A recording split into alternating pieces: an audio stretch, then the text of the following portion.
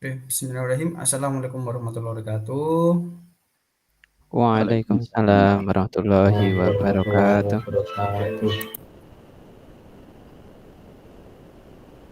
Selamat malam, salam dan sejahtera, Om Swastiastu, Namo Buddhaya, salam kebajikan, rahayu untuk kita semua di ruang virtual ini.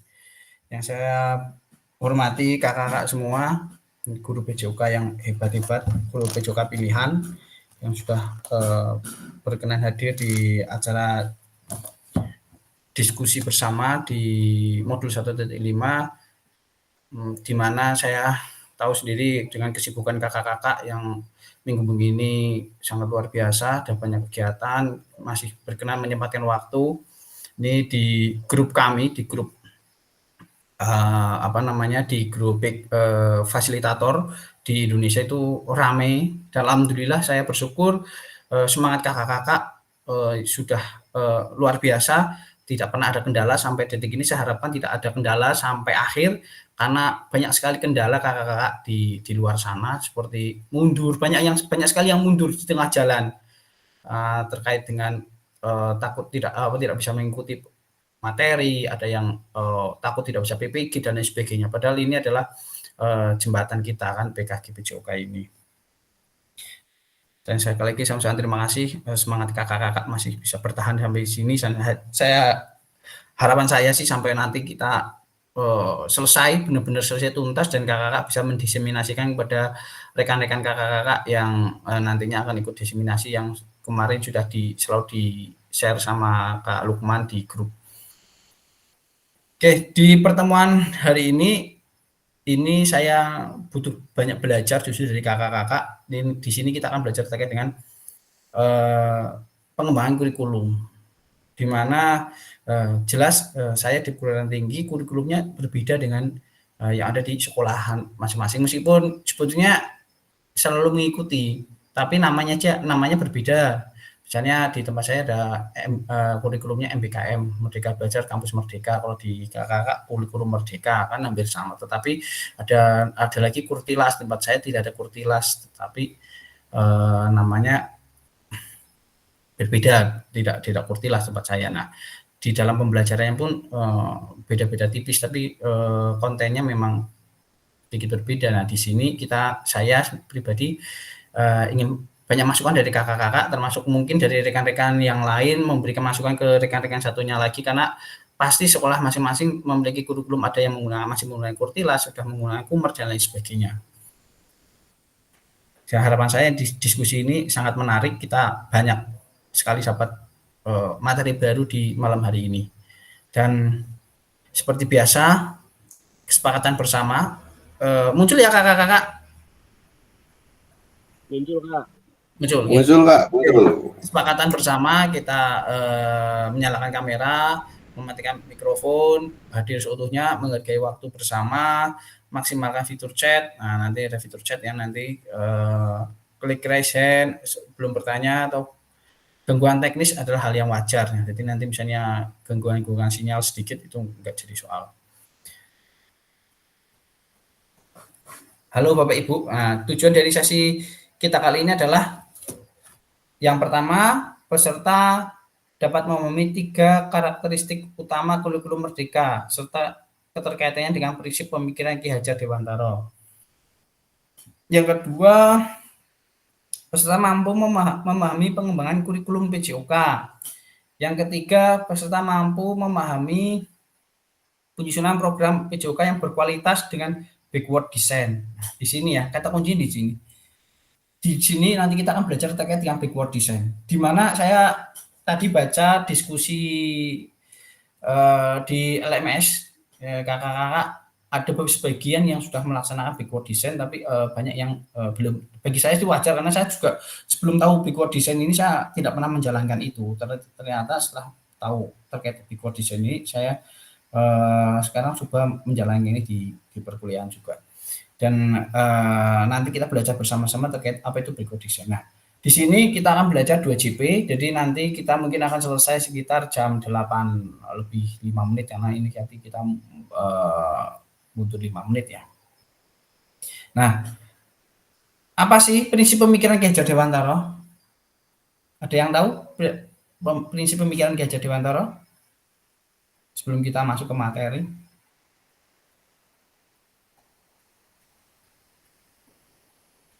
Oke, Kak Cahyo tahu nggak prinsip pemikiran Ki Hajar Dewantara? Yang ini bukan ya Kak dimaksud yang memenuhi segala kodrat yang ada pada anak agar mereka mencapai keselamatan dan kebahagiaan setinggi-tingginya itu bukan ya Kak? Itu kan kata-kata itu kata-kata Ki Hajar Dewantara nggih. Kalau pemikiran Ki Hajar Dewantara itu adalah pendidikan untuk semua. Yang pertama adalah pendidikan untuk semua nggih. Iya. Pendidikan untuk semua, di mana pendidikan adalah hak setiap individu tanpa memandang status sosial, gender, atau latar belakang budaya. Jadi yang pertama prinsip Ki Hajar Dewantara adalah pendidikan untuk semua kalangan, tidak memandang siapapun baik gender, status sosial dan siapapun. Yang kedua, pendidikan berbasis budaya, di mana pendidikan haruslah memperhatikan dan membangun kearifan lokal serta budaya setempat. Jadi pendidikan itu harus melihat budaya setempat juga. Nah, tadi di diskusi juga sudah kakak-kakak sebagian ada yang sudah mengarah ke situ juga. Yang ketiga, pendidikan yang holistik. Nah, juga tadi ada beberapa kakak-kakak yang sudah memasukkan prinsip-prinsip Ki Hajar Dewantara di dalam pembelajarannya, yaitu pendidikan tidak hanya terbatas pada aspek akademik semata, tetapi juga harus memperhatikan perkembangan fisik. Yang keempat, pendidikan karakter. Nah, tadi juga ada kakak-kakak yang sudah memasukkan pendidikan karakter di dalam pengembangan kurikulumnya, yaitu menekankan pentingnya pendidikan karakter yang kuat dalam pendidikan. Ya, nah tadi juga ada sebagai kakak-kakak yang selalu mengutamakan pendidikan karakter. Pendidikan karakter berarti di dalam sebetulnya kakak sudah melakukan prinsip dari pemikiran Ki Hajar Dewantara dalam pengembangan kurikulum yang kakak ajarkan kepada anak-anak semua.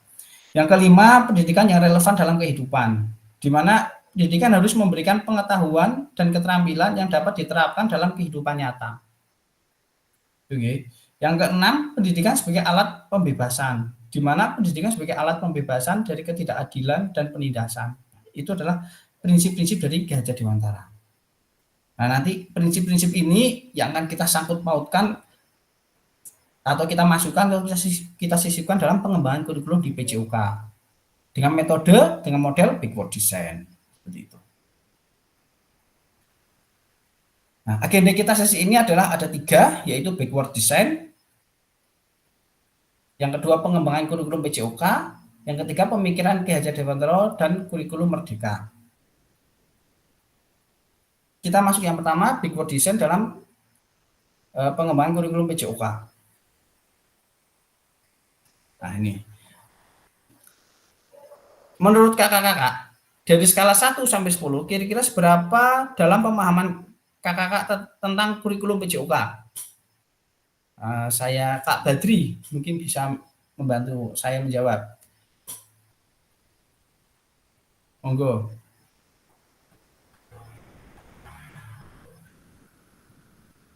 Kak Badri. Ya Kak Ardi. Oh, iya. Yeah. Monggo. Tentang kurikulum PJOK nggih. Menurut pemahaman saya bahwasanya kurikulum PJOK itu adalah sebuah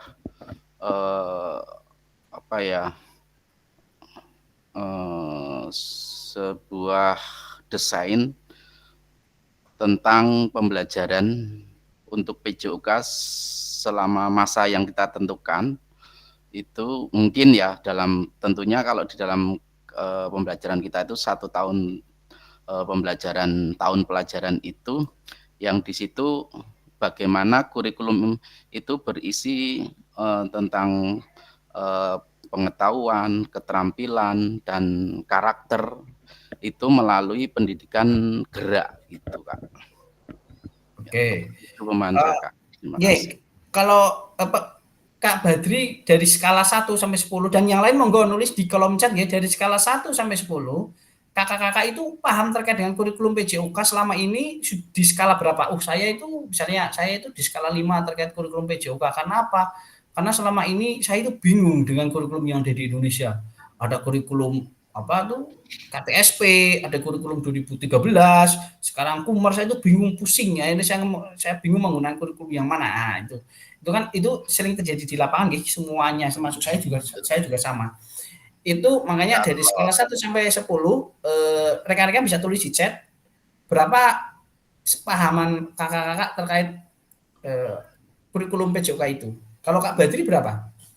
Kalau saya sendiri merasa di posisi 6. Oke, siap. 6. Nah ini Kak Nathaniel di posisi 8. Kak Ali 6, Kak Cahyo 6. Kak Debi di mana ini? Skala berapa nih Kak Debi ini? Assalamualaikum. Kalau saya kaitannya dengan kurikulum, apalagi kurikulum Merdeka, kalau saya mungkin 7 ya Kak G, karena di dalam kurikulum Merdeka itu sampai sekarang pun masih ada banyak perubahan. Kemarin kan muncul tentang apa itu yang peraturan yang terbaru itu juga ada perubahan, tapi sampai sekarang saya juga belum baca apa yang berubah, apa yang terbaru itu. Jadi pemahaman saya mungkin baru sekitar 7 mungkin maksimal. Terima kasih Kak. Ye, mantan nuwun Kak Debi ya. Ini ada Kak Nathaniel 8. Bisa dijelaskan Kak Nathaniel 8. Terima kasih Kak Andika. Cuma memberanikan diri saja untuk menjawab 8. Tapi mungkin kalau secara ilmu pasti juga sama dari kakak-kakak yang lain. Mungkin saya bisa di bawahnya juga. Kenapa saya menjawab 8? Karena menurut saya kurikulum mau itu 13 maupun itu kurikulum Merdeka sebenarnya hampir sama. Karena sepak bola itu tidak pernah bisa berpindah tekniknya dan berpindah gerakannya. Cuma yang saya pahami sekarang, paradigma saya berubah itu adalah bagaimana tadi saya meyakini bahwa di pemikiran Gajah Dewantara itu adalah bagaimana kita sebagai guru adalah menuntun anak-anak untuk menemukan kodratnya mereka. Dalam artian kodrat itu dari kodrat zaman dan kodrat modern. Jadi adalah sepemahaman saya dan sepemikiran saya adalah yang penting adalah bagaimana anak-anak sendiri merindukan kita sebagai guru olahraga yang dinanti-nanti mereka, wah besok jam olahraga nih, mau ngapain nih. Nah, seperti itu menurut saya. Jadi kalau dari kurikulum perbedaannya adalah kalau di Kurtilas itu ada bola besar. Nah, bola besar itu diganti sekarang menjadi permainan invasi. Permainan invasi itu ada sepak bola, bola basket, dan lempar tangkap. Nah, bola kecil itu sekarang diganti dengan permainan net. Permainan net itu ada bola voli yang berolahraga yang berkaitan tentang net. Kalau atletik tetap sama, kebugaran jasmani tetap sama, senam tetap sama, semuanya hampir semua sama, cuma sekarang ditambah dengan ini, permainan tradisional yang kembali lagi dulu ada, sekarang dimunculkan lagi. Itu kalau di pembelajaran di SMP, di fase D. Tapi kalau untuk fase SD, saya kurang paham ya, karena saya tidak mengikuti di SD. Tapi saya punya pemikiran sama. Kalau dari SD, SMP ke SMA, tetap sama, materinya tetap sama. Akan sepak bola ya tekniknya cuma menendang, menggiring, menghentikan, mengumpan, dan menyundul. Tidak mungkin sepak bola itu mendribel bola pakai tangan, itu nggak mungkin, tetap sama. Mungkin seperti itu sih Pak Andika. Sememikiran saya. Kalau ada tambahan dari teman-teman yang lain atau mungkin salah, saya minta maaf juga ini. Terima kasih Kak Andika. Ya, terima kasih Kak Nathan. Mungkin ada yang dari SD mungkin bisa menyampaikan. Oh, yang Kak Usman ya, Kak Usman di SLB mungkin bisa menyampaikan nilainya 7. Monggo Kak Usman. Baik Kak, kalau terima kasih kesempatannya. Mohon maaf ini agak suaranya ada terkena suara azan, jadi nggak begitu jelas suaranya. Jadi kalau di SLB saya kira mungkin hampir sama ya kalau untuk apa kurikulumnya itu. Sama dalam artian begini. Dari tahun ke tahun itu kita emang hanya apa ya, hanya sebagai pembanding istilahnya. Kalau di SLB itu hanya sebagai pembanding, hanya sebagai referensi kurikulum itu. Karena pada prakteknya pasti akan kita akan memodifikasi semua pembelajaran yang ada di situ gitu. Maksudnya misalnya kan kayak tadi ada permainan bola kecil gitu ya. Nanti di dalam pembelajaran misalkan yang berkaitan dengan net tadi, ketika anak nggak bisa badminton ya pasti akan diberikan permainan lain misalkan gitu. Kan tidak semua anak itu juga bisa bermain badminton gitu. Atau bermain tenis meja misalkan gitu. Kan itu nggak semua anak bisa. Jadi dan itu anak-anak begitu pun nggak bisa ya sudah, mereka nggak mau ngapa-ngapain gitu. Kadang-kadang mereka cuma ditinggal aja, cuma diem aja gitu. Nah itu kan kita harus modifikasi sendiri bagaimana agar anak itu bisa mengenal itu semua gitu. Jadi di SLB sih kebanyakan kalau kami memodifikasi semua jenis olahraga misalkan anak tidak bisa bola voli kan. Bola voli itu apa sih gitu? Bagaimana sih cara main bola voli? Apalagi mereka misalkan langsung diajari teknik bola voli, tentu nggak bakal mungkin gitu di sana. Nah, yang pasti tahu pasti bisa adalah bagaimana kita ada bola voli kemudian dimainkan oleh anak-anak itu semampu mereka, misalkan passing atas. Kalau passing atas mereka nggak bisa, sudah ditangkap aja, mau dilempar ke atas, ditangkap lagi, dilempar ke atas lagi, ditangkap lagi, jadi tangkap aja gitu. Jadi tidak dipasingkan ke pakai pantulan-pantulan gitu, itu pasti akan sangat sulit bagi mereka. Apalagi bola voli itu kan permainan kelompok gitu ya.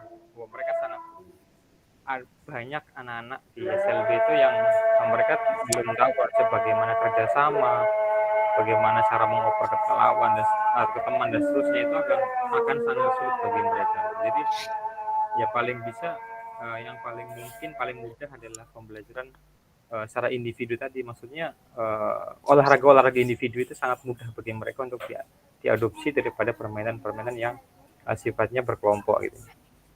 Jadi memang 7 saya kira itu ketidaktahuan saya, dan saya hanya bisanya mengadopsi aja gitu. Jadi misalnya kurikulum Merdeka, kurikulum 2013 dan seterusnya itu hanya sebagai pembanding saja bagi saya gitu.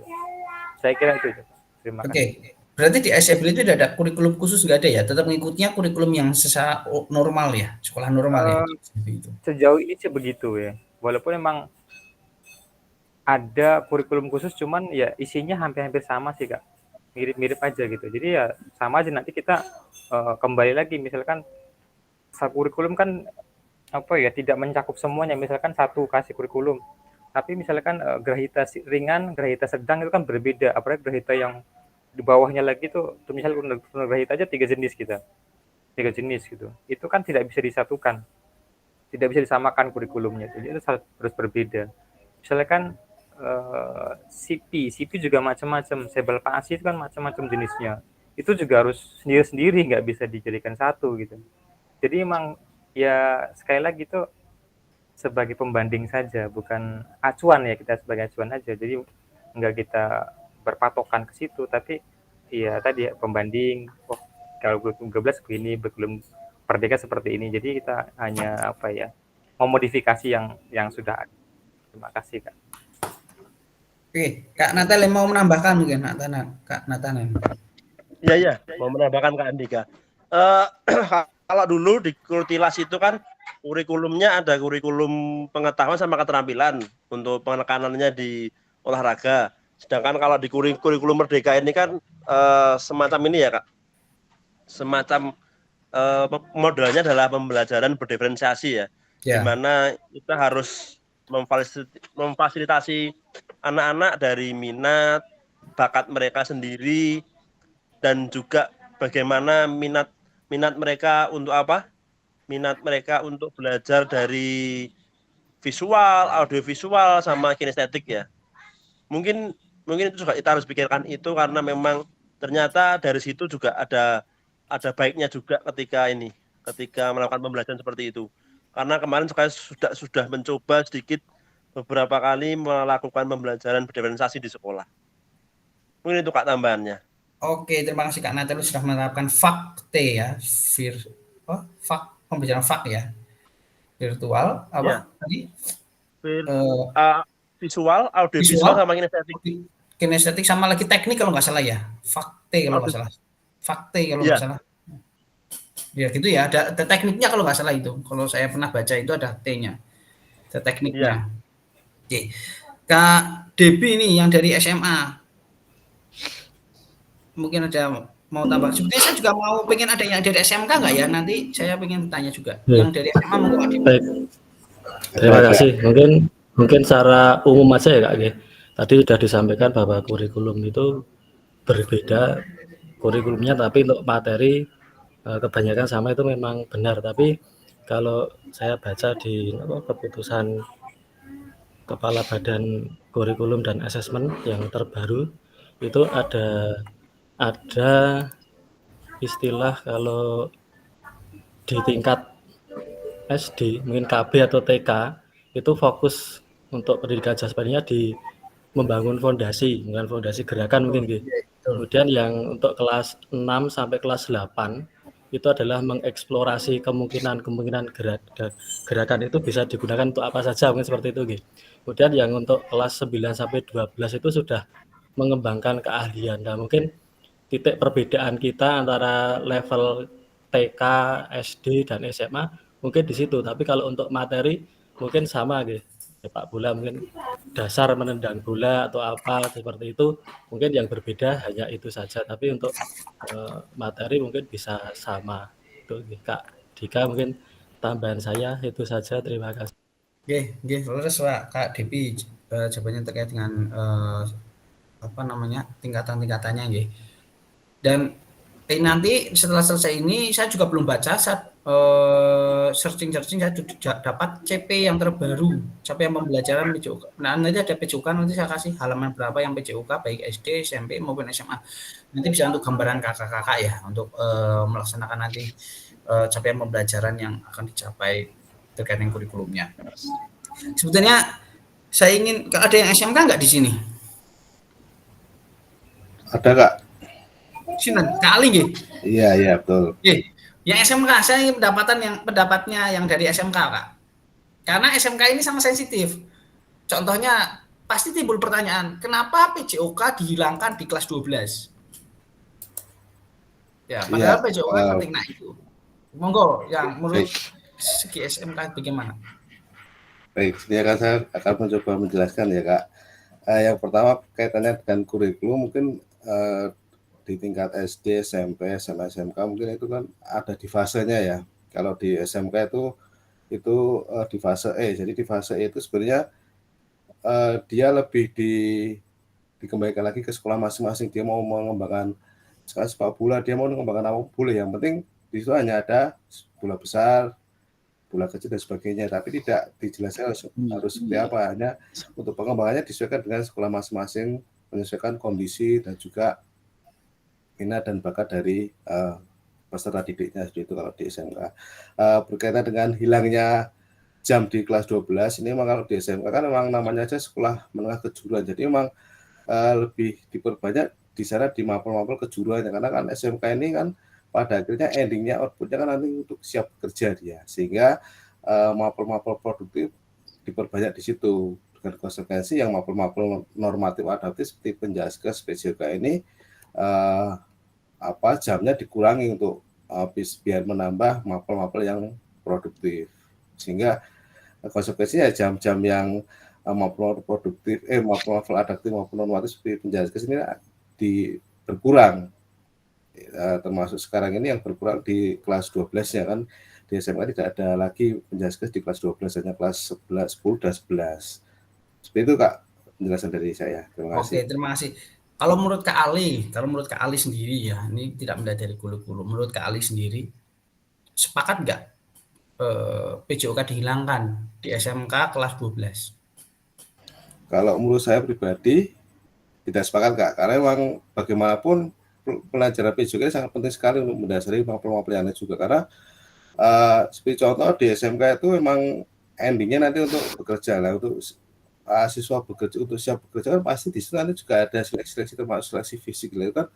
PJOK masih dibutuhkan di situ. Artinya masih dibutuhkan PJOK itu, walaupun di SMK itu lebih banyak kejuruannya, tapi menurut saya tidak harus mengesampingkan mapel-mapel seperti PJOK, karena PJOK ini memang dasar dari semua mapel kan, karena dia untuk anak bisa berpikir dengan baik, dengan jernih, bisa mencegah suatu permasalahan ketika dia punya jasmani dan rohani yang sehat. Dan salah satu mapel yang bisa mengantar itu yang PJOK, Kak, seperti itu. Terima kasih Kak Ali. Harapannya itu Pak Ali, kegiatan PKG PJOK itu juga salah satunya harapannya di situ Kak Ali. Kegiatan ini harapannya itu adalah menjembatani PJOK itu nanti muncul kembali. Karena apa? Selama ini kan mungkin guru PJOK itu krisis arah, krisis identitas. Dan makanya pemerintah melihatnya PJOK hanya untuk hiburan, hanya untuk mainan, tidak ada tidak pembelajarannya tidak terdiferensiasi, tidak jelas, tidak tahu arah. Nah, makanya dengan adanya PKG PJOK ini harapannya kita sudah tidak dipandang sebelah mata. Nah makanya setelah kegiatan ini kita diseminasikan kepada rekan-rekan kita. Setelah kita diseminasikan, rekan kita semua sepakat, insya Allah nanti akan kembali PJOK tidak dipandang sebelah mata, kita tidak salah arah, salah krisis identitas. Gitu Kak Ali, harapannya di situ. Nah, sebenarnya kemarin juga teman-teman MGMP, baik MGMP daerah maupun pusat juga sudah mengupayakan, bahkan sudah sampai ke kementerian untuk mengupayakan agar jam pembelajaran ini di kelas 12 khususnya bisa ada lagi, tidak dihilangkan. Tapi memang dari kementerian memang seperti itu. Tapi walaupun dari kita sebenarnya juga sudah mengupayakan, dan semoga lewat jalur ini nanti bisa lebih ada kekuatan lagi untuk mendorong pemerintah menyadari bahwa PJOK memang diperlukan dan penting. Nah, itu sesuai dengan pertanyaan yang ada di layar kan. Apa tujuan dari adanya pelajaran PJOK di sekolah ini, kata kuncinya Kak Ali. Kenapa nanti ini untuk menjadi kunci untuk menjawab kita ke atas. Nah, selama ini kan kita apa sih tujuan adanya pelajaran PJOK? Kan nggak jelas. Nah, saya minta jawaban dari Kak yang belum, Kak Wahyu.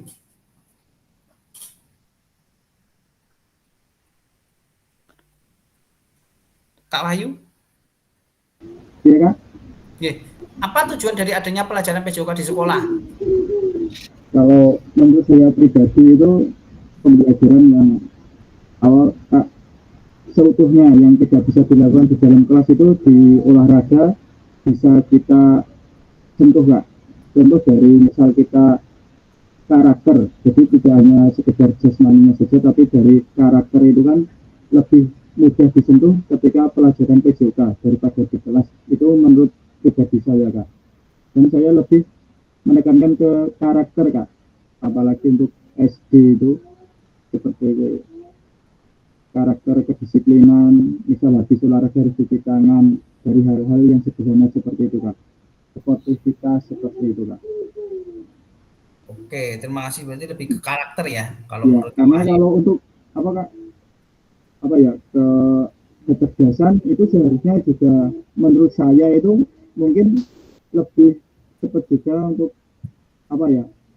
dari olahraga. Misal kita membandingkan kalau matematika ya emang mungkin perbandingannya saya belum menentukan ilmiahnya, tapi kalau dari segi permainan ya, misal kita melihat sepak bola itu kan menyeluruh Kak, nggak hanya tentang fisik. Kalau fisiknya bagus tapi cara berpikirnya lambat, di press lawan sudah bingung Kak, karena kita harus menerima bola, harus mau kemana kan itu sekian detik Kak. Itu kayak petinju juga itu kan nggak hanya mengandalkan refleks Kak, tapi juga dari penglihatannya juga kan Kak. Jadi menyeluruh menurut saya kalau untuk pelajaran olahraga itu. Oke, terima kasih. Kalau dari sisi Kak ya ada bentar. Kak Keli.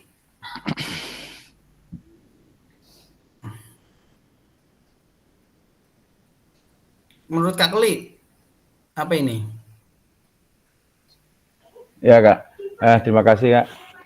Jadi menurut saya untuk tujuan dari pelajaran PJOK di sekolah ini, intinya untuk bertujuan untuk yang salah satunya pastinya untuk meningkatkan kebugaran jasmani, untuk mendorong pertumbuhan fisik. Jadi selain pertumbuhan fisik dan meningkatkan kebugaran jasmani, ini juga untuk melatih anak-anak itu terlatih mentalnya, karakter, dan juga emosionalnya. Ini bisa kita tunjukkan, bisa dilihat untuk saat kita praktek di lapangan, bagaimana anak-anak berkolaborasi, berinteraksi dengan yang lainnya. Saat di kelas itu anak-anak itu biasanya dalam pelajaran akademik yang lainnya itu kurang maksimal atau hanya diam, tapi ternyata saat di luar dia itu bisa mengeksplorasi kemampuannya. Jadi semata-mata dalam pembelajaran sepanjang hayat ini kita tidak hanya dititik beratkan di akademiknya saja, tapi untuk non akademik contohnya banyak yang orang-orang sukses itu tidak hanya belajar akademik, tapi justru ada juga yang untuk hidupnya nanti melalui olahraga, di mana olahraga itu kita didik dari usia dini, itu sudah ada pengenalan olahraga yang nanti akan dikembangkan di tingkat lanjut. Itu Kak menurut saya. Oke, terima kasih Kak. Menurut Kak Klik seperti itu. Jadi sekarang mungkin dari sisi SMP ada nggak ya yang SMP di sini? Kak Irham kalau nggak salah ya, yang SMP ya? SD Kak. Di yang SMP ada ya? Kemarin ada Gunung Kidul ada yang SMP kayaknya. Sinten nggih Kak Klik yang SMP Gunung Kidul ada nggih? Kak siapa, Nanda? Dari Oh Kak Nathanael, monggo Kak Nathanael. Kak Nathanael, monggo. Mau memberikan masukan, monggo. Iya Pak, saya dari SMP nih. Oke, monggo. SMP-nya cuma sedikit ya. Menurut saya pembelajaran PJOK itu adalah penyeimbang dari dunia pendidikan karena anak-anak sudah dipenatkan dengan materi yang mungkin sudah berat dari matematika, dari segalanya, akhirnya ketemulah dengan fase PJOK untuk menyeimbangkan kehidupan, jadi mereka bisa berkesinambungan lah, ibaratnya kalau apa ya, kalau ada yang pahit pasti ada yang manis, ada kebahagiaan, ada kesedihan, mungkin seperti itu. Dan pembelajaran PJOK sendiri adalah di mana juga anak-anak diolah untuk mengembangkan bakat mereka, terutama baik dari segi jasmani, segi rohani mereka. Dan saya juga setuju tadi dari Pak Wahyu yang nggak salah ya, yang PJOK itu bagaimana bisa menambah atau mungkin menekankan pada karakter anak-anak. Itu saya sangat setuju karena bagaimanapun juga di dalam PJOK itu juga kita sangat mudah sekali untuk mengembangkan karakter anak-anak, untuk lebih semacam menekankan bagaimana anak untuk disiplin, bagaimana anak untuk diberani, bagaimana daya juang mereka juga sering kita latih. Ketika mereka nggak bisa, mereka harus berusaha untuk menjadi bisa. Itulah daya juang dari anak-anak juga dilatih, keberanian mereka, dan banyak sekali karakter-karakter yang bisa kita kembangkan dalam dunia ini, dalam pembelajaran PJOK. Ini seperti itu Kak Andika. Oke, matur nuwun Kak Nathanael.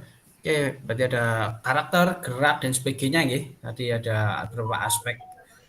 Nah, tadi yang SMK tadi sudah dijelaskan sama Kak Ali tujuannya. Nah, di sini ini adalah menurut CP atau capaian pembelajaran PJOK Kurmer atau Kurikulum Merdeka 2024. Di sini pendidikan jasmani, kesehatan dan olahraga atau PJOK bertujuan sebagai pembelajaran bagi peserta didik dalam yang pertama mengembangkan, menerapkan dan mengevaluasi keterampilan, konsep, strategi gerak yang akan menjadi disposisi untuk berpartisipasi dalam berbagai aktivitas jasmani dengan penuh kepercayaan diri, kompetensi dan kreativitas. Nah, ini ya yang pertama tujuan capaian pembelajaran yang pertama itu.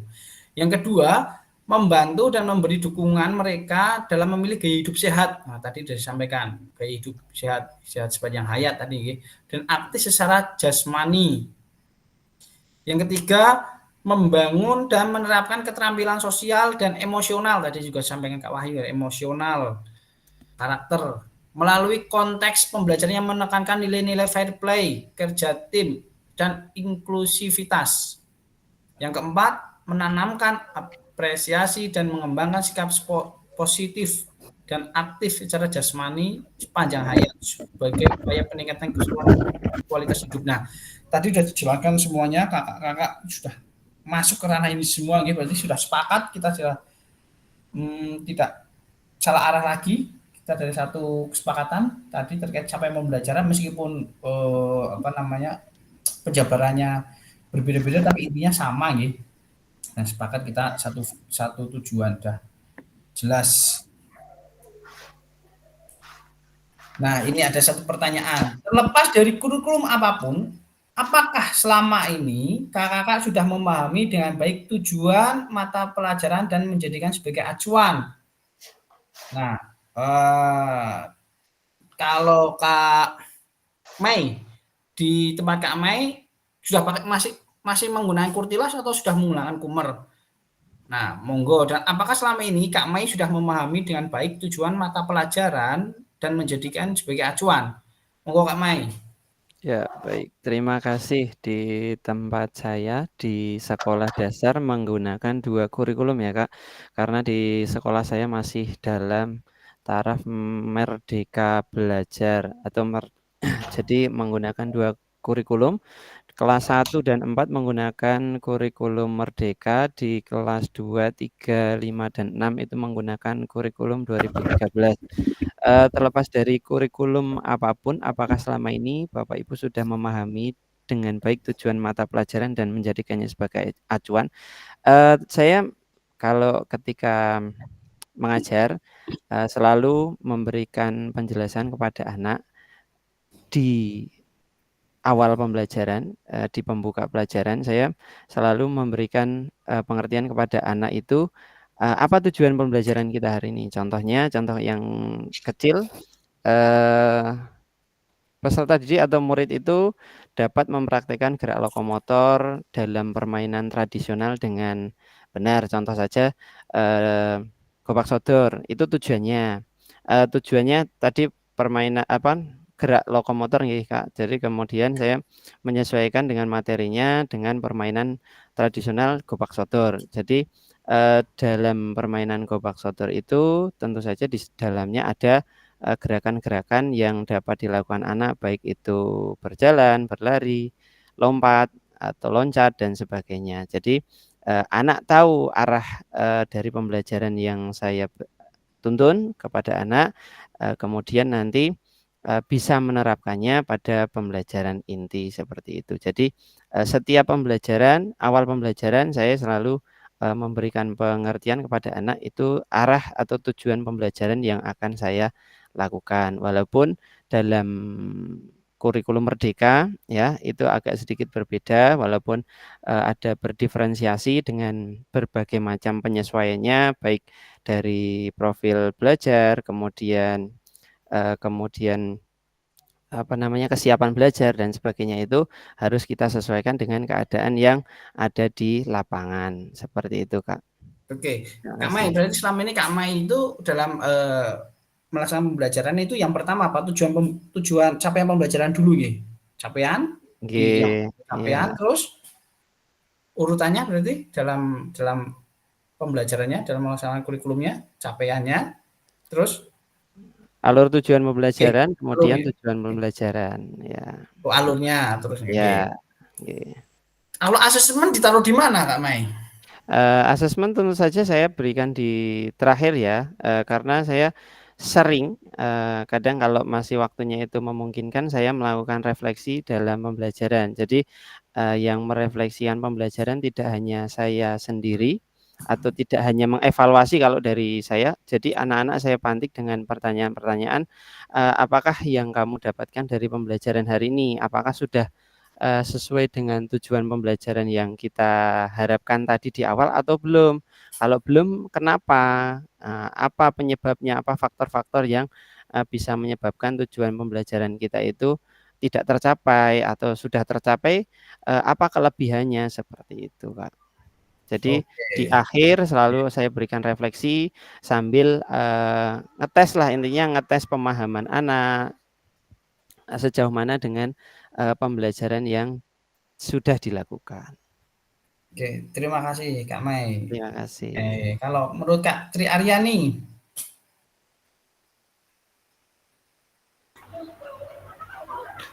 Baik, terima kasih waktunya, Kak. Terlepas dari kurikulum apapun, apakah selama ini Bapak Ibu sudah memahami dengan baik tujuan mata pelajaran dan menjadikannya sebagai acuan? Jadi, Kalau tempat Tri Aryani, kurikulumnya apa? Kalau tempatnya Kak Tri Aryani? Kurikulum Merdeka. Sudah kurikulum Merdeka, oke, monggo. Ya. Oke. Nanti kalau salah mohon dikoreksi ya. Ini hanya sesuai dengan apa yang saya lakukan gitu ya. Nanti kalau memang ini sebenarnya belum sesuai gitu dengan kurikulum Merdeka, mohon dikoreksi. Jadi prinsipnya kalau saya ini tentang kurikulum ya, membahas tentang kurikulum. Kurikulum apapun, apakah Bapak Ibu sudah memahami tujuan mata pelajaran ya.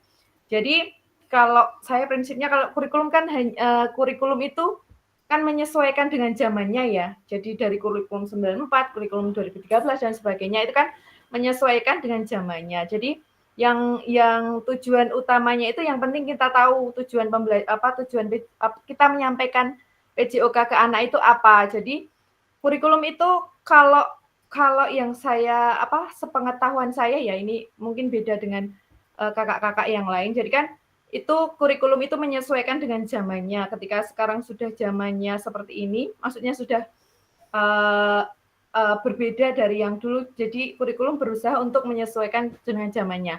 Tapi kan ini yang ditanyakan terlepas dari kurikulum apapun, tapi yang penting tujuan kita. Jadi yang penting tujuannya. Ini yang membedakan kalau saya lihat dari kurikulum yang kemarin jadi sekarang itu kan kayak hanya runtutannya aja ketika kita menyampaikannya. Kemudian nanti kalau materinya PJO kan sama ya, materi intinya kan itu tadi sudah disampaikan. Kalau sepak bola itu apa, tekniknya apa, tapi kan hanya cara kita menyampaikan sesuai dengan kurikulum itu ya. Kalau yang sekarang kayak pertama itu harus kita asesmen dulu pakai asesmen diagnostik dulu agar nanti kita dapat memberikan pembelajaran berdiferensiasi dengan baik kayak gitu ya. Jadi yang penting kita tahu tujuan kita memberikan pembelajaran PJOK ke anak itu. Jadi itu sih tapi nggak tahu ya ini saya salah apa enggak dalam memberikan pembelajaran. Tapi kalau saya yang penting tujuannya itu tercapai gitu. Terus kemudian kurikulumnya saya sesuaikan dengan sekarang seperti itu, Kak. Oke. Menambah ini kan kita belajar bersama-sama. Oke. Berarti untuk kurikulum disesuaikan gitu kalau menurut Kak Tri Aryani. Kalau menurut Kak Irham, monggo Irham. Siapa? Menurut saya kurikulum apapun itu sebenarnya kalau di SD itu saya lihat hampir sama, intinya tentang pengetahuan gerak dasar dan ilmu kesehatan perilaku hidup sehat, itu yang ada hanya seperti itu. Kemudian untuk yang kurikulum Merdeka ini kita yang di sekolah saya kan baru termasuk awal karena baru yang mandiri belajar baru yang kelas 1 sama kelas 3, sehingga saya menggunakan kurikulum yang Merdeka ini hanya sepengetahuan saya dengan melihat di media-media seperti itu, belum pernah mendapat tentang istilahnya diklat tentang kurikulum yang Merdeka. Mungkin itu, Kak. Oke, terima kasih Kak Irham. Nanti kita belajar bareng-bareng terkait dengan kurikulum Merdeka ya. Di sini kita akan menuju ke situ, intinya ke situ materi dari ini. Nih, dalam konteks kurikulum Merdeka, apakah tujuan ini bisa dicapai? Nah, dalam konteks kurikulum Merdeka, apakah tujuan ini bisa dicapai? Nah, memahami tujuan umum penting sebagai acuan. Nah, tadi kan ini ya tadi ya, tujuan terkait dengan ini tujuan mata pelajaran, apakah memahami. Nah, ini jawabannya memahami tujuan umum penting sebagai acuan untuk memahami warna akhir pembelajaran. Untuk mencapai tujuan umum, pemerintah sudah menentukan dalam CP dan mempersilahkan guru serta dalam CP. Nah, di kurikulum Merdeka itu sudah ada CP, capaian pembelajaran. Nah, nanti akan saya share. Saya dapat terbaru ini, saya share langsung nggih. Saya juga belum baca detail. Ini saya share terkait dengan CP, atau mungkin ada yang sudah punya ini. Saya rasa sudah ada yang punya. Dan sebentar saya cek. Oke.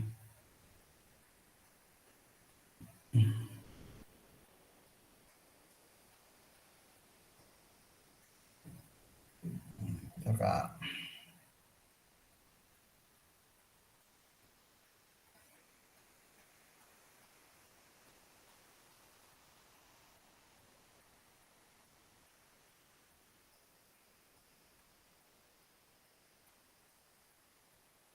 Saya kemarin dapat, saya cari dulu.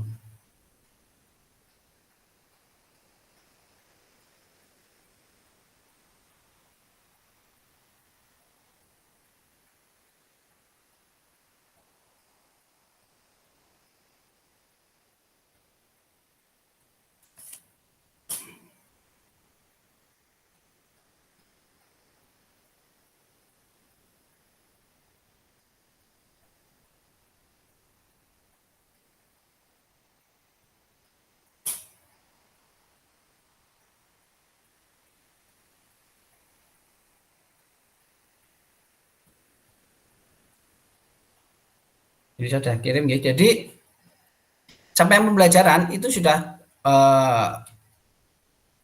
disepakati diturunkan oleh pemerintah. Yang nantinya capaian pembelajaran ini akan jadi turunan jadi tujuan pembelajaran. Nah, kalau tujuan pembelajaran monggo bisa disesuaikan dengan kondisi sekolah masing-masing. Oke. Dan itu penting. Di dalam kurikulum Merdeka itu capaian pembelajaran yang diutamakan. Jadi langkahnya itu dibalik, namanya backward design. Langkah kita dibalik. Capaian pembelajaran dulu, kita mau tercapai apa sih, tujuan pembelajaran apa sih yang nanti akan dihasilkan dari pembelajaran ini. Kita memikirkan tujuannya dulu.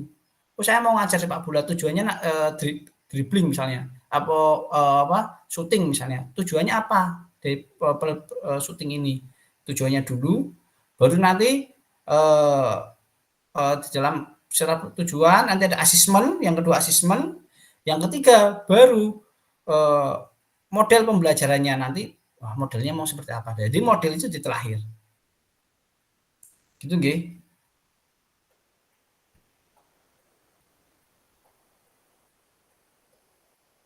Nah, ini bagaimana memastikan agar pengajaran yang kita lakukan benar-benar menyasar ke tujuan pembelajaran.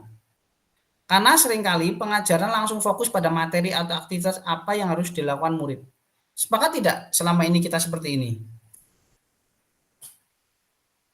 Nah, sepakat gitu? Saya rasa saya dulu juga sama seperti ini. Kita langsung berfokus pada aktivitas apa sih? Nah, besok main sepak bola, udah main sepak bola. Nah, padahal sebenarnya kita tentukan dulu tujuan pembelajarannya dulu. Tujuan pembelajaran, setelah itu kita membeli nanti asesmennya seperti apa. Nah, baru kita mikirkan, oh nanti berarti saya harus seperti ini cara mengajarnya. Bukan langsung cara mengajarnya seperti ini, tidak. Tetapi kita tentukan dulu tujuan pembelajarannya seperti apa, capaian pembelajarannya seperti apa.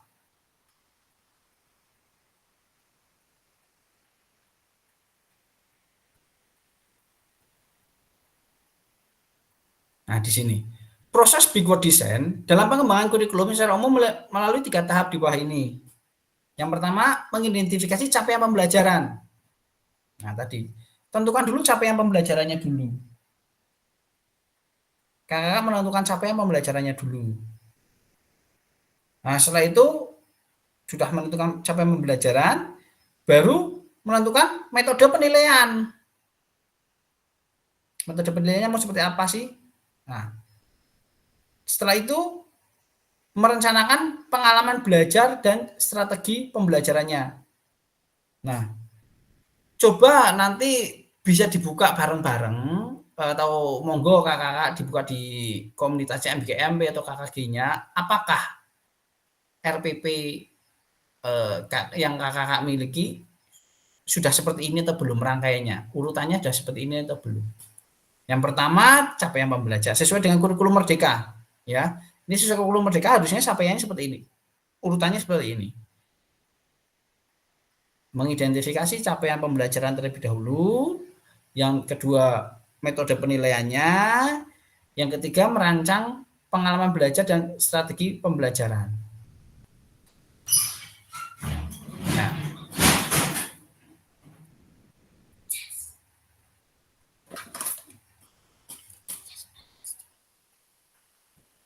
itu kakak-kakak. Atau ada yang mau berkenan memberikan salah satu RPP-nya? Atau nanti biasanya kan kalau tidak salah di RPP, setahu saya nggih, di MGMP itu KKG itu ada pembuatan RPP bersama atau nanti kesepakatan di KKG-nya itu ada nggih? Kak Cahyo ada nggih?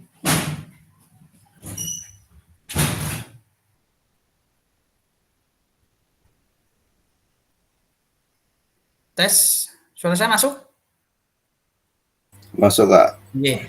Nah, oke, saya tidak akan ini untuk kakak-kakak ini aja sendiri. Takutnya saya yakin wah ternyata hubungan aku belum sesuai dengan ini ya RPP-nya dan sebagainya. Saya tapi meskipun di sebagian masih juga sudah menjalankan ini. Jadi untuk kita saja bahwa ini adalah langkah-langkah dalam kurikulum Merdeka Belajar, yaitu penerapan proses backward design, di mana saya kuatkan yang pertama mengidentifikasi capaian pembelajaran terlebih dahulu. Cek dulu RPP, monggo sambil dicek ya, tidak perlu ditampilkan. Cek apakah capaian pembelajaran terlebih dahulu. Yang kedua, menentukan metode penilaian, apakah metode penilaiannya. Yang ketiga, baru strategi pembelajaran. Ya. Kalau yang dulu kan kita strategi dulu. Strateginya seperti apa, capaian, strategi penilaian baru capaian pembelajaran, akhirnya tercapai kan, seperti itu kan, yang dulu-duluan seperti itu. Dan ini kita balik, capaian pembelajaran terlebih dahulu, metode penilaian, setelah itu adalah strateginya. Kalau kita sudah tahu capaiannya nanti seperti ini, akan tercapai seperti ini, model penilaiannya seperti ini, berarti saya akan menerapkan pelajaran yang seperti ini agar capaian yang tadi tercapai, agar penilaian nanti tercapai, seperti itu.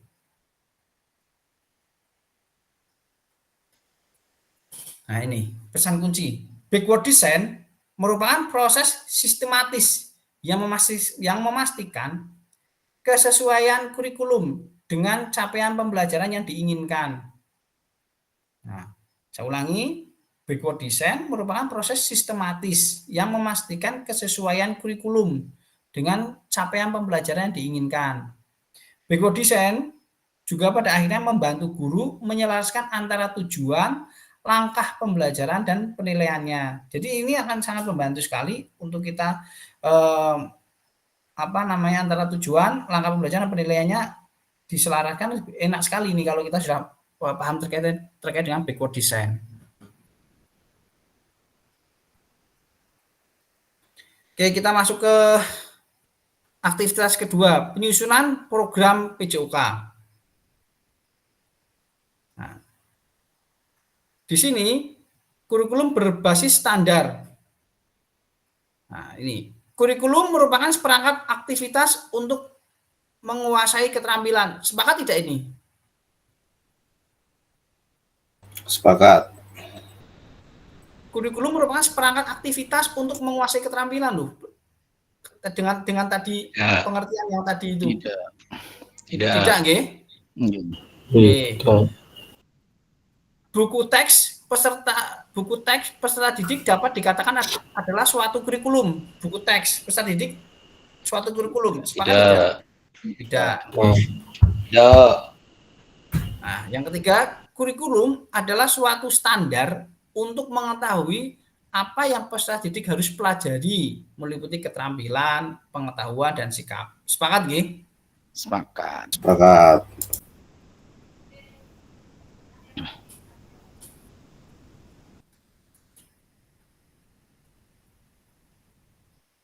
Ini komponen kurikulum pada satuan pendidikan pelaksana kurikulum merdeka. Yang pertama adalah struktur kurikulum. Yang kedua, capaian pembelajaran. Yang ketiga, pembelajaran dan asesmen. Yang keempat, penggunaan perangkat ajar. Yang kelima, kurikulum satuan pendidikan. Komponen kurikulum satuan pendidikan dikembangkan dan digunakan di satuan pendidikan terdiri dari karakteristik satuan pendidikan, visi, misi, dan tujuan suatu satuan pendidikan, pengorganisasian pembelajaran, dan perencanaan pembelajaran.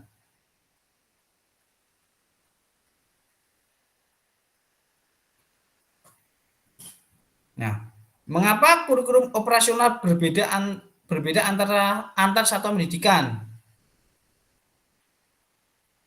Agar bermakna, kurikulum operasional satuan pendidikan dikembangkan sesuai dengan konteks dan kebutuhan peserta didik dan satuan kependidikannya. Ini bisa menjadi kabar gembira Bapak Ibu dapat menyusun program yang relevan dengan kultur gerak di mana peserta didik tinggal. Nah, ini yang tadi saya sampaikan, capaian pembelajaran itu sudah ditentukan sama pusat. Nah, tetapi tujuan pembelajaran nanti bisa disesuaikan dengan konteks kebutuhan yang ada di tempat kakak-kakak kakak-kakak ajar. Oke, biar nanti kita belajar bareng-bareng ya. Saya pikir breakout room. Nanti mohon salah satu bisa monggo di satu kelompok bisa menunjukkan salah satu kurikulum atau RPP-nya ya, RPP-nya di dalam pengajarannya apakah sudah sesuai dengan yang tadi saya sampaikan ini atau belum. Nanti saya bikin breakout room-nya dulu. Saya stop.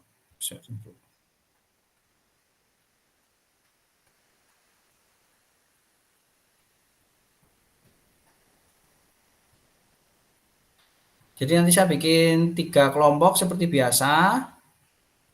Nanti monggo berdiskusi siapa yang mau menampilkan. Oh, ini RPP di tempat saya seperti ini. Nah, apakah sudah sesuai dengan yang selama tadi kita belajar bareng-bareng terkait dengan backward design apa belum?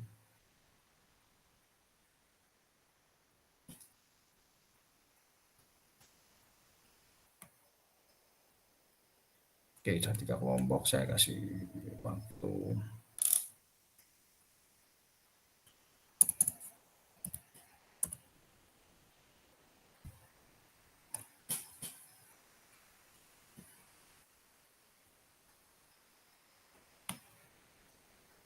Monggo siap-siap nggih. Nanti silakan menampilkan RPP-nya. Mungkin yang sama Kak Ali yang lebih menarik LPP di SMK mungkin ya. Nanti biar bervariasi. Biar kita tahu dari SD seperti ini. Nanti yang SLB saya harap juga menampilkan yang SLB, yang SD, SMA, SLB, SMK sama mungkin satu SMA maupun SD ya. Biar semuanya masuk. Jadi SD boleh, SMA boleh, antara SD atau SMA atau SMP, tapi yang jelas SMK sama SLB harus masuk. Gitu nggih. Semoga ini Kak Ali, oke Kak Ali nggak bersamaan dengan Kak Usman. Oke.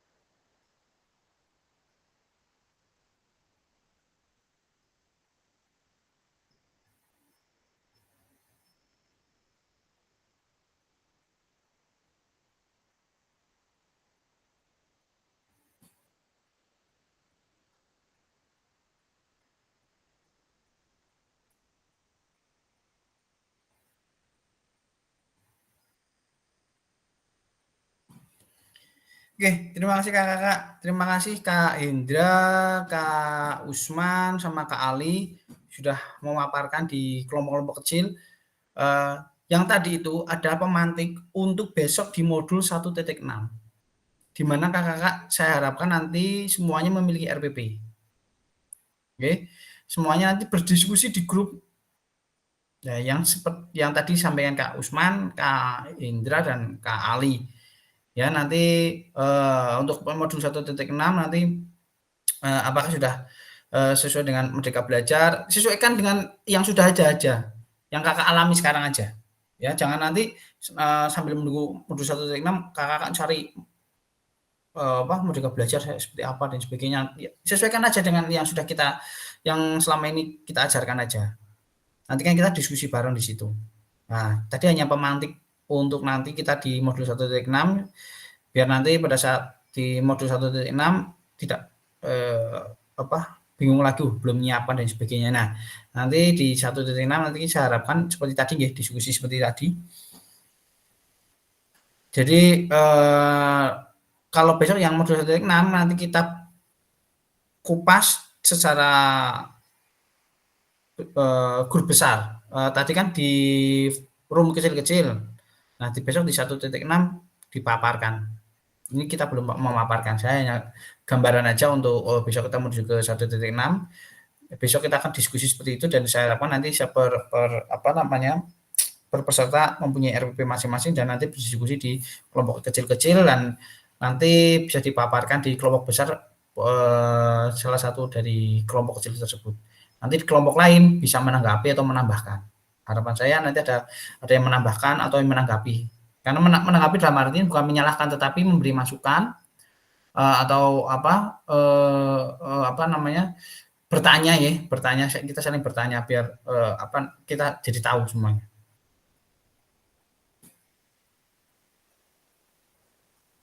Oke, saya lanjutkan. Udah muncul nggih?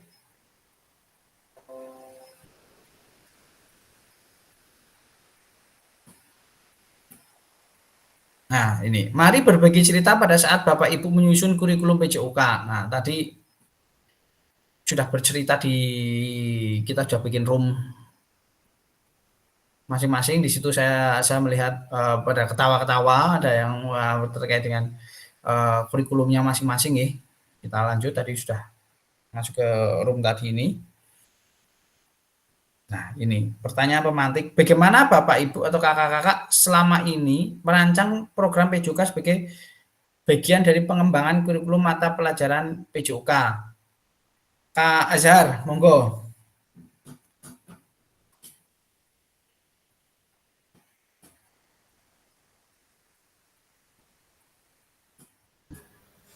Ya, terima kasih Kak. Bagaimana Bapak dan Ibu selama ini merancang program PJOK sebagai bagian dari pengembangan kurikulum mata pelajaran PJOK? Di sekolah kami untuk penyusunan kurikulum kami sesuaikan dengan karakteristik siswa. Jadi setelah ada beberapa kita mengamati beberapa siswa tersebut, terus kami membentuk apa sih yang kurang dari pembelajaran tersebut. Mungkin itu Kak. Oke, ya menurut Kak Indra itu di tempat Kak Indra ya. Buat apa nanti sesuai dengan apa yang dialami kakak. Kalau menurut Kak yang belum siapa Kak Indra belum dari tadi. Kak Indra, monggo. Guru teladan Gunung Kidul ini Kak Indra, kata Kak Wahyu, guru apa ini? Kak Wahyu dari guru SD Kajar, karena Kak Indra itu guru hebat ini. Monggo Kak Indra. Kak Keli memang seperti itu Kak. Kak, yang bilang Kak Wahyu itu Pak Wahyu dari SD Kajar itu kelompok apa itu? Kemarin saya dari SD Kajar toh menyampaikan karena Kak Indra hebat katanya. Oh, terima kasih. Kalau di tempat saya itu ini Kak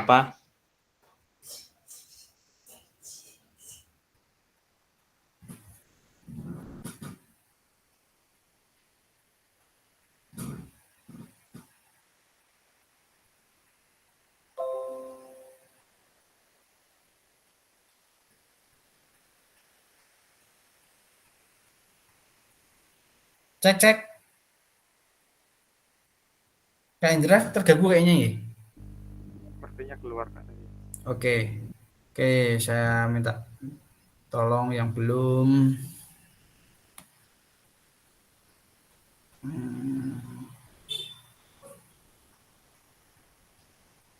Kak Nanda.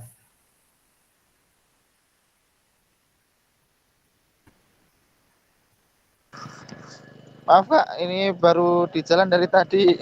Oke. Tidak mengerti. Oke. Kak Nikita, apakah masih pelatihan?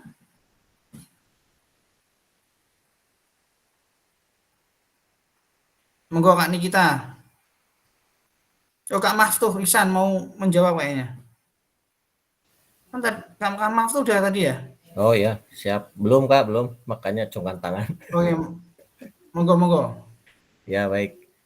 Kalau di sekolah saya untuk pengembangan kurikulum khususnya mata pelajaran PJOK itu yang pertama di kita itu dibahas bersama di KKG Kak.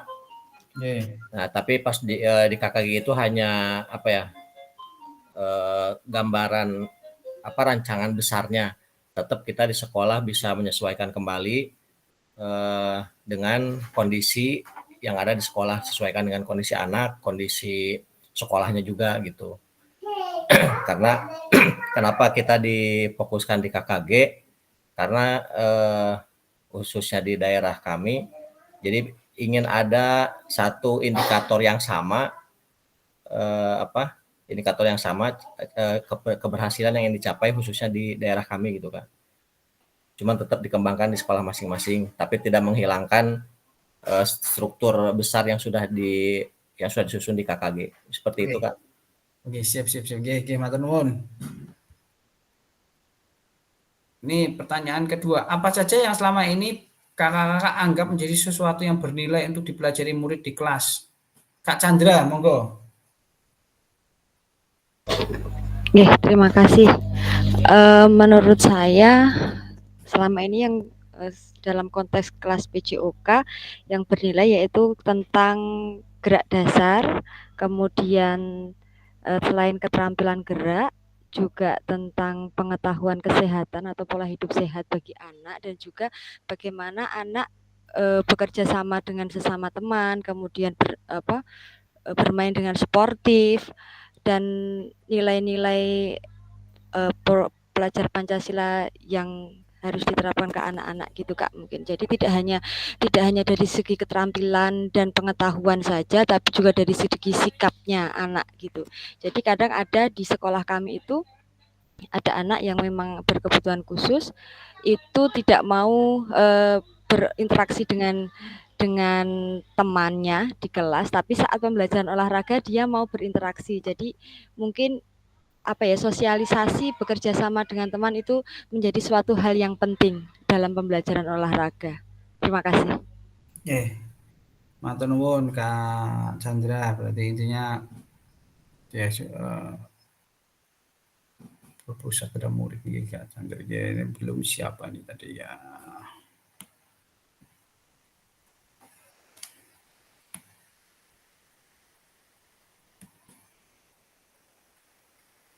Kak Wahyu, monggo Kak Wahyu. Pertanyaan nomor 2 ini. Menurut Kak Wahyu.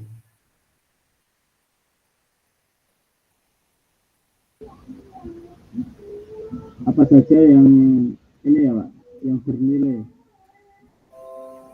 Saya ini Kak, seperti yang tadi Kak, untuk yang bernilai yang saya anggap bernilai untuk dalam itu yang pertama karakter Kak.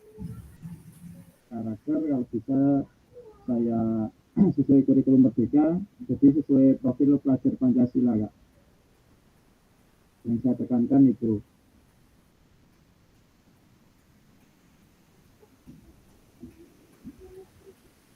Masuk ya suara ya. Oke, itu nggih. Cuma ini nggih terkait yang bernilai terkait di karakter P5 nggih. Iya. Oke. Nomor 3, bagaimana Bapak Ibu akan mengintegrasikan itu semua ke dalam proses pengembangan kurikulum mata pelajaran PJOK yang sekarang berlaku? Monggo Kak Hendra yang tadi terlempar. Jadi kan terkait dengan karakter dan sebagainya kan. Menurut Kak Indra dari ke 1-2 pertanyaan yang tadi ini, nah menurut Kak Indra akan mengintegrasikan itu semua ke dalam proses pengembangan kurikulum mata pelajaran PJOK yang bagaimana Kak Indra? Oke. Terima kasih Kak. Mohon maaf tadi terlempar. Pertanyaan nomor 3. Menurut saya yang harus kita integrasikan ke dalam kurikulum itu jelas di karakter Kak. Jadi menurut saya kan memang tujuan pembelajaran tidak hanya untuk mendapatkan kesehatan, tetapi juga bagaimana nanti emosi kemudian sosial, mental ini menjadi karakter yang harus diasah di pembelajaran PJOK. Menurut saya seperti itu Pak. Oke, hampir semuanya karakter ya. Ya memang karakter itu bagian dari kurikulum Merdeka Belajar itu membangun karakter ya. Ya itu salah satunya. Oke, terima kasih. Nah ini 6 faktor yang mempengaruhi pengembangan program PJOK. Nah, yang pertama kebutuhan dan karakteristik peserta didik. Nah, titik di mana KKK mengakomodasi suara peserta didiknya. Di sini Kakak diharapkan untuk mengetahui yang tadi sampaikan karakternya, kemauannya, ya, kebutuhannya itu apa, karena satu dengan yang lain akan berbeda. Nah, yang kedua konteks masyarakat. Di sini kakak melihat mengkaji sumber daya ekonomi yang ada, orang tuanya seperti apa dan lingkungan fisiknya seperti apa, ya konteks masyarakat di lingkungan sekitar seperti apa. Di sini ini salah satu faktor untuk yang mempengaruhi pengembangan program, pengembangan kurikulumnya ya, konteks masyarakatnya. Yang ketiga waktu yang efektif dalam pembelajaran PJOK. Nah ini sering kita habis di sini, ya waktu kurang efektif. 2 jam pembelajaran digunakan untuk ganti baju, untuk siap-siap dan sebagainya. Nah, di sini harus alokasi waktu yang efektif.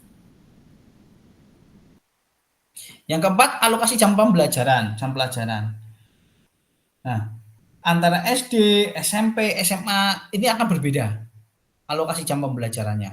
Jam pelajaran tergantung dengan tingkat pendidikannya yang tadi sampaikan ya. SD 3 kali 35 menit atau 70 atau total 70 menit. SMP 2 kali 40 menit yaitu 80 menit. SMA 2 kali 45 menit 90 menit. Nah, ini alokasi jamnya akan berbeda. Ini yang mempengaruhi antara SD, SMP, SMA. Ini juga di alokasi jam pembelajaran. Cakupan yang kelima adalah cakupan dan tahapan. Di mana tahapan sesuai capaian pembelajaran dan memperhatikan sarana, waktu, apa saja yang bermakna, apa yang relevan, yang bernilai bagi peserta didik. Di sini adalah masuk ke dalam cakupan dan tahapan, sarana dan sebagainya. Yang keenam adalah teknologi. Penggunaan teknologi dalam pembelajaran akan membantu efektivitas program PJOK. Nah, ini kemarin saya sering mendengar Kak Nikita ini kan menggunakan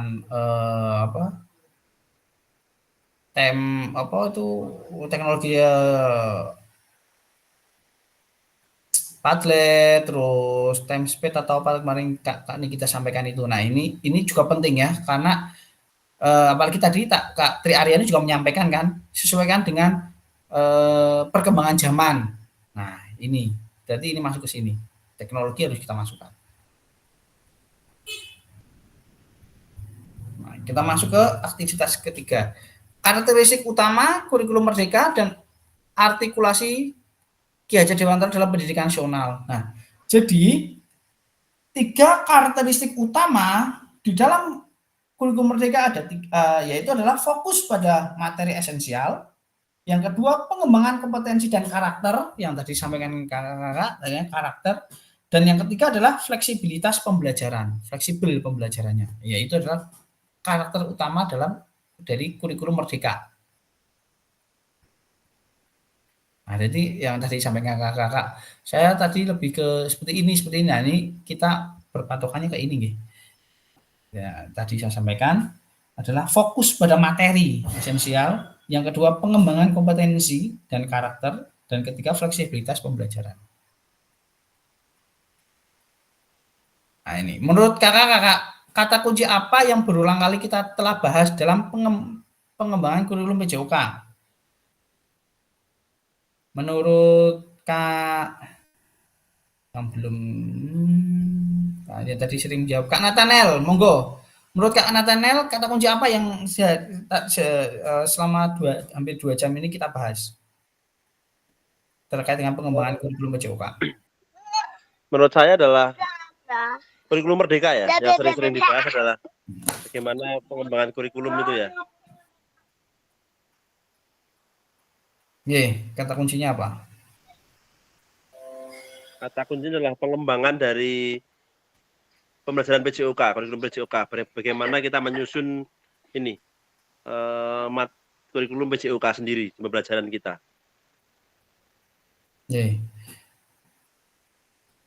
Kalau menurut kalau menurut Kak Ali, monggo Kak Ali. Kalau menurut saya kata kunci yang pertama itu karakter tadi ya. Jadi kita harus memang di kurikulum PJOK harus memasukkan karakter kaitannya dengan P5 tadi memang harus, apalagi di kurikulum merdeka, dan juga efisiensi waktu, Kak. Jadi kan tadi di setiap jenjang beda-beda ya waktunya. Nah, kita harus bisa memaksimalkan waktu dan juga bisa memaksimalkan karakter, dan juga yang tidak kalah pentingnya yaitu dengan perkembangan zaman. Jadi kita ketika memberikan materi juga harus sesuai dengan perkembangan zaman yang sedang berkembang, sehingga kalau ada materi tentang pelajaran PJOK yang baru-baru bisa kita sampaikan ke peserta didik agar peserta juga tidak ketinggalan untuk updating materi PJOK ini. Demikian, Kak. Oke, terima kasih. Satu lagi terakhir, Kak Syarian, yang belum tadi, Kak Tri Aryani, monggo Kak Tri Aryani.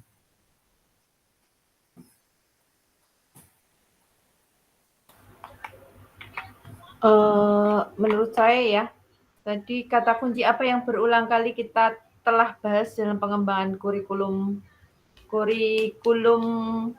merdeka ya. Jadi lebih ke materinya atau tujuan yang akan kita capai tadi. Kalau menurut saya lebih ke itu ya, tadi yang dari tadi kita bahas. Oke. Terima kasih, nggih.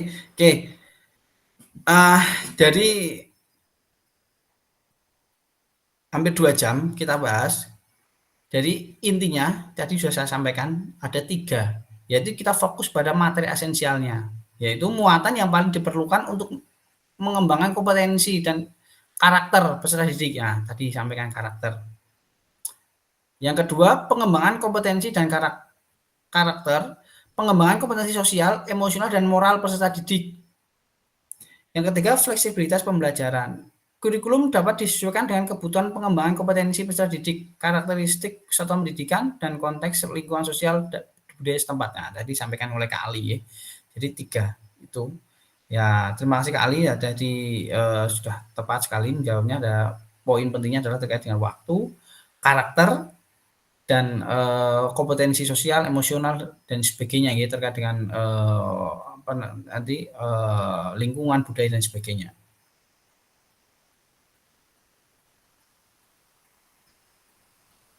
Mari kita diskusikan pemikiran Ki Hajar Dewantara secara lebih jauh dan mengaitkannya dengan karakteristik kurikulum merdeka.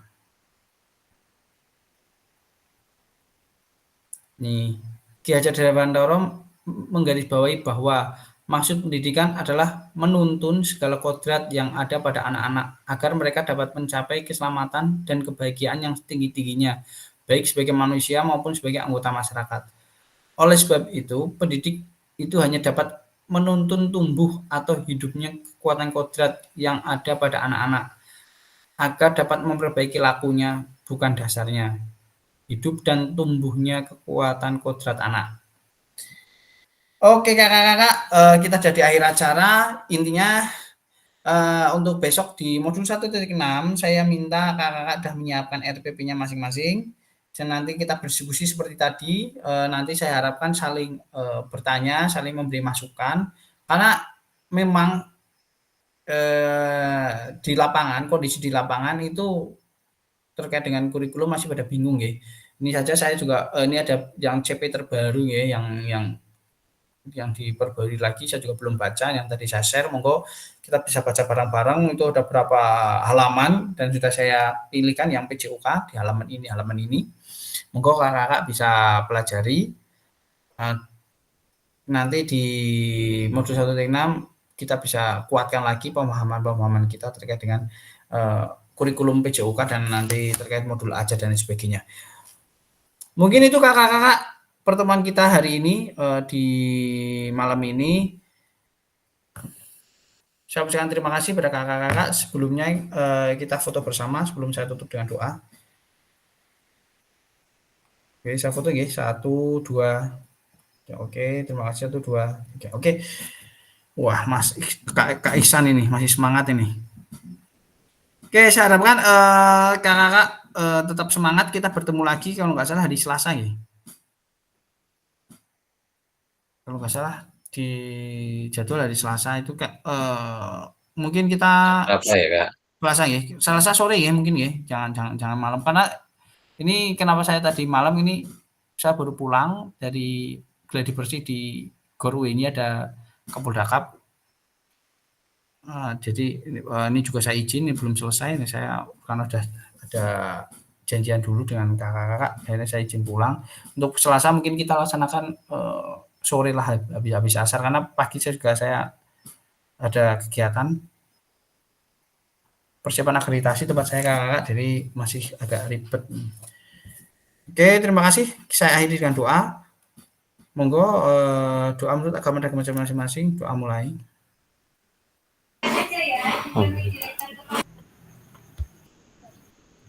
Selesai. Terima kasih kakak. Sehat-sehat untuk semuanya. Sampai bertemu di hari Selasa.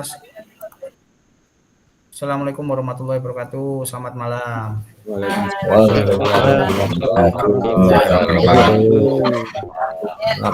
Terima kasih kakak. Selamat malam, izin live.